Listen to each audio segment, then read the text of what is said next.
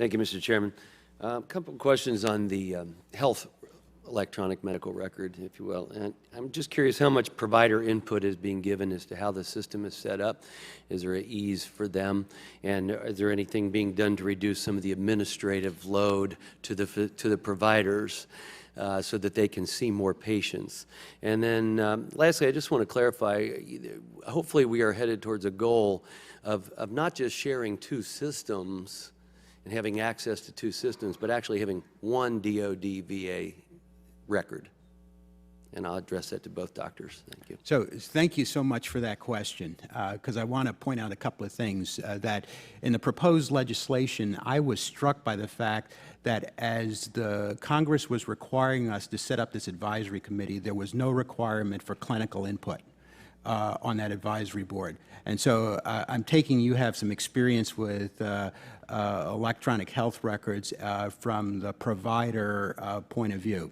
Let me assure you that Dr. Petvel and I represent the functional community, and we have extensive integrated clinical informatics boards made up of clinicians that help develop the requirements. So it's a functional community driven, even as we know that the system has got to support other administrative processes. But it's not the pyramid turned upside down where the administrative process, which is probably the mistake we made earlier in the Department of Defense, where the administrative process drives the development of the record so that it becomes difficult to use by the provider.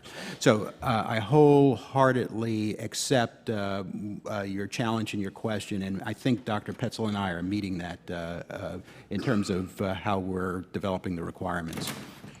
Thank you. I would echo Dr. Wenstrup. I would echo what Dr. Woodson has said.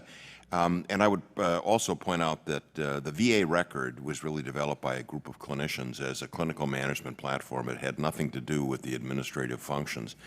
And the tradition within our organization is that the clinicians set the requirements and really drive the process of developing the record. And the IPO, with its clinical advisory board, has really adopted that principle. The two groups of clinicians from DoD and VA have worked very well together, developing the requirements for the various packets of applications that are going to eventually hang on this record. And I would also point out that it is my sincere desire that we have a single record between these two organizations, as well as eventually across the federal government.